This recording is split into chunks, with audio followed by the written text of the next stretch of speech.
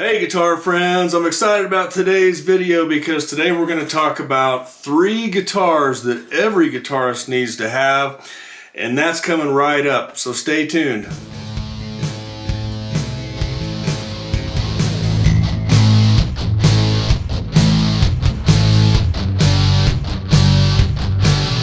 Alright, welcome to the video. I'm glad that you're here. Let's talk about 3 guitars, in my personal opinion, every guitarist needs to own.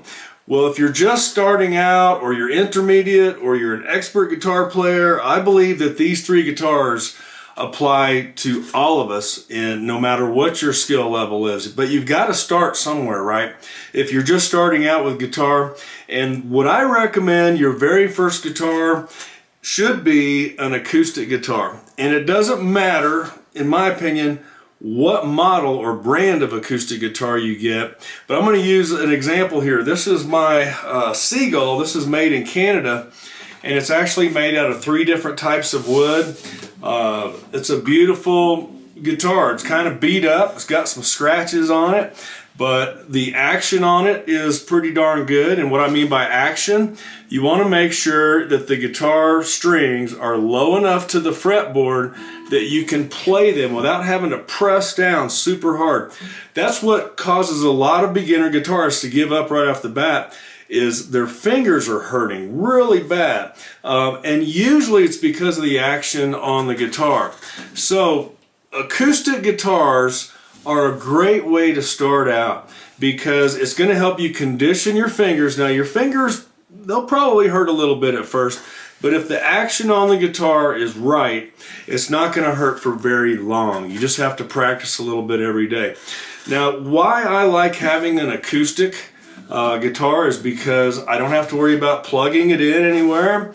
I can just reach for it and grab it. This particular guitar here, my Seagull, I actually got this for free. It was given to me as a gift by somebody I worked with, and they found this guitar in their uncle's attic. It was all beat up, and I kind of restored it. I did restore it. I shouldn't say I restored the guitar. It took me about a half a day. I polished it back up and put strings on it, adjusted the action on the guitar, and I've been playing this guitar for many years. I take it with me wherever I go when I'm traveling. It's a great travel guitar because I'm not worried about scratching it up. It's already got scratch marks on it and whatnot. So this is a Seagull brand acoustic guitar, and it plays great. Love this guitar. I recommend you start out with an acoustic guitar.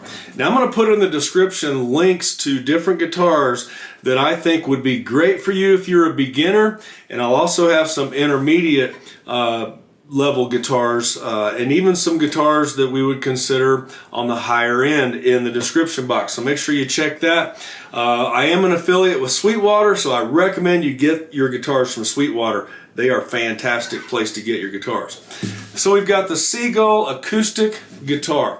Now, other brands out there that are very affordable that I would recommend are Alvarez, Breedlove, Fender.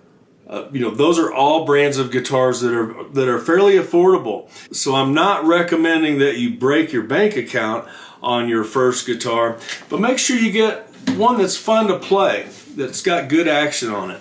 So you got to have an acoustic. Okay, so you've got your acoustic guitar. What would be the next guitar that you need to have, that every guitarist should have? And I would say it's an Acoustic-Electric, because you want to be able to plug in and play, like for example at a coffee shop or a gig. They've got to be able to hear your guitar, and it's going to be really hard for people to hear your guitar unless you're sitting around a campfire or somewhere where it's a very low volume setting. You're going to want to be able to plug in. So I've got here my Martin guitar, and like I said, I'll put a link in the description to all these guitars, but this one is able to be plugged in, and that's why I bought it. I just plug in right here, and then I plug the other end of the cord into my amplifier. And stay tuned, I'm going to show you what amplifier I recommend as well. But this is a wonderful guitar. It doesn't have to be plugged in. It's still Still sounds great when it's not plugged in, but once I plug it in, that's when the magic happens. And again, we want to make sure that your action on your strings is at the proper height so that you're not killing your fingers when you play the guitar. It should be fun to play and sound good. Now, some examples of acoustic electric guitars that I would recommend, again, are Fender, Alvarez, Breedlove, Martin, Taylor. All of those types of acoustic guitars are going to be fantastic. There's so many different acoustic electric guitars to choose from, and make sure you get your guitar from Sweetwater. I am a little biased on that because I'm an affiliate marketer for Sweetwater, but they have excellent service and they also have a great selection of acoustic electric guitars. So what else do we need? Okay, you've got an acoustic electric so that you can play out or have some volume to what you're playing. What else do we need? Well, I recommend that you have an electric guitar for sure, especially if you're going to be playing jazz or rock and roll or just about any kind of music, really. You want to have an electric guitar. It enables you to play gigs with other musicians, and also there's just so much fun to play. Now, what kind of electric should you get? Well, I recommend Fender, for example, makes really nice electric guitars. What I'm holding here is a Fender Stratocaster, and this one actually has the HSS pickup system. So we've got a pickup here and in the middle, and then down here we've got two pickups. This one works great for rock and roll or music that needs a little bit of distortion. These pickups down here really help me with that. With one of these guitars, you also usually have a whammy bar, or what some people call a tremolo bar, and what that does, you can press down or lift up, and there's some springs in the back of your guitar that you can access here that you can tighten this bar up or make it what we call float, and it allows you to add some extra vibrato, some extra cool effects to your lead guitar solos, and also to chords as well. You can get that kind of Jimi Hendrix sound, if you know what I mean. But this one is not that high end of a guitar. What I've got here, this one is made in Mexico, and I highly recommend Mexican-made Fender Stratocasters. In my opinion, you really can't tell that big of a difference between an American-made Stratocaster and a Stratocaster that's made in Mexico.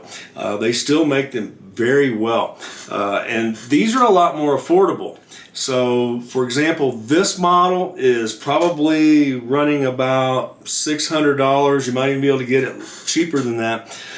They also make Fender Squier brand guitars, which they don't use on a Fender Squier. You're not going to get quite as good craftsmanship, quite as good quality electronics, but they play great as well. And especially if you're just starting out, go with a Fender Squier. Nothing wrong with those. I used to have several of those, but now I pretty much stick with my Fender Strats when I play Fender. Fender also has several signature Stratocaster guitars.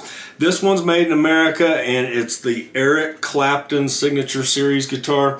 I bought this one for when I'm playing blues primarily, but it basically plays any type of genre of music. You got your neck pickup, your middle pickup, and your bridge pickup. And you also have on this particular model, on the tone knob, when you turn the tone knob up, it gives you that Eric Clapton overdrive type of a sound. Now, what I don't like about this one is, and I'm probably going to fix this eventually, I don't have a whammy bar here. I do have, it's just taped over with a little, with a fancy little circle here, and that can be removed, and there's a piece of wood inside of here that keeps the bridge from going up or down or floating. So that can be adjusted. But this guitar right here, it ran me about, I want to say about $2,000. I'm not sure exactly what they're going for right now, but I will put a link in the description to this as well. But this is an awesome guitar. What I love about it is it stays in tune wonderfully. The action on it is super smooth, and I love the maple neck. You can get maple necks or rosewood neck. I prefer the maple. Either one is good. Just depends on your preference, but Fender Strat, definitely a good pick for an electric guitar. There's one other electric guitar that I'm going to recommend, even though there's hundreds that I do enjoy, but this is the next one that every guitarist must have. The Gibson Les Paul. This is a monster of a guitar, and the reason I say that is because it will belt out some heavy duty rock and roll. If you're wanting to play, something crunchy and something that's got a lot of fuzz in it or overdrive, this one is what you want to play. All right, the Gibson Les Paul. It is a lot heavier than the Fender Stratocaster. You'll notice that when you sling it around your neck, that the Gibson is going to be heavier. Now they do make these through Gibson as Epiphone guitars, and you can still get an Epiphone Les Paul. Totally would recommend one of those. They're good guitars. In fact, I'm looking at one right now to purchase. And but the Gibson Les Paul, every guitarist should eventually get one of these.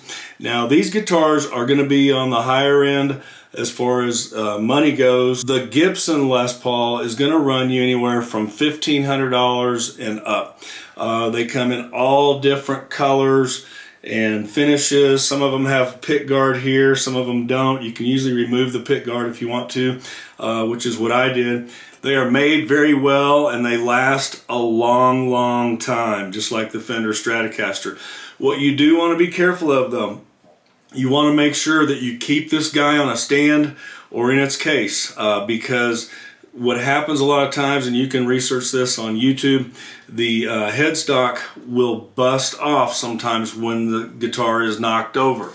Now, Les Pauls are just known to do that, so you want to protect your investment. But this one here I've had for several years, and it gets the job done when I'm wanting to play some Led Zeppelin or something hard and heavy that needs some extra crunch to it. So the Gibson Les Paul, another one I highly recommend. All right, so you've got an acoustic, you've got an Acoustic-Electric, and you've got an electric guitar, but you've got to plug those Acoustic-Electrics and electrics into something. Well, what I would recommend is right here behind me. I'll show you. Okay, a great little amp to start with, and I recommend this one. It's super easy, and it creates so many different effects and so many different sounds. It's from Blackstar. They make great amps. This one's only going to run you between $100 and $200 depending on which model you get. I use this guy all the time. It's very lightweight. Basically, you've got all of these different effects that are available after you plug in, and it really does crank out some sound. The other nice thing about it is very lightweight. It travels very easily. It's very mobile, and they don't cost very much. So I'll put a link to this one in the description as well. It's the Blackstar. This one's the 10 watt. They do go up higher than that, but this little 10 watt guy, it fills up my studio room. Now, I wouldn't recommend it for playing on stage unless you're going to put a microphone here in front of it, but it does work great for practice and just for small room use. So I recommend this one. Next one that I like to use a lot is my Marshall DSL40, and this is a 40 watt amp, but it puts out a lot of power, and it's a tube amp, so you're gonna get some power on this guy. I've had this one for many years. You can also plug it into another cabinet like I have here with Celestion speakers inside, just to add a little boost of power to it. But this one is loud enough to play with a band. You might need to mic it just to add a little bit more power, but this amp right here is one of my favorite amps. It adds a lot of crunch to your rock and roll type songs, things like that, and it's very easy to use. It's got several different functions on it. Now, it doesn't have a lot of onboard effects, but you can adjust this to make it, you can see my gain is up pretty high. I was actually playing some Metallica on it the other day, so I've got my gain up. That adds a lot of crunch to it. And then you can also adjust whether or not you want to have a clean sound, or if you want to have more crunch, or if you want to have some leads. This guy is one of my favorite amps, so I've used it gigging, and I use it here at home quite a bit. Link in the description if you want to check prices on this guy. It is totally worth it, and it lasts for a long time. The only thing is you may have to change a tube out every now and then, but I have not had to change a tube on this guy out in more than 5 years. So good quality amp.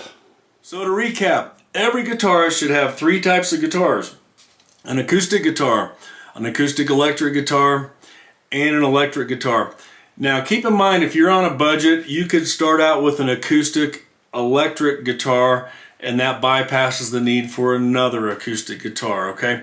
Nothing wrong with that. Electric guitars, there's going to be some brands that you can get that are not that expensive and don't break the bank. I'm putting those in the description so that you can check them out. But make sure you come back to All About Guitar Academy here at YouTube. We're going to have videos coming out every single week with lessons, tips, tricks, all that kind of stuff. And if you're trying to learn how to play the guitar and you want to learn fast, go to allaboutguitaracademy.com and get your free ebook. You've got nothing to lose there. So I hope to see you in the next video. Make sure you get the gear you need. See you next time.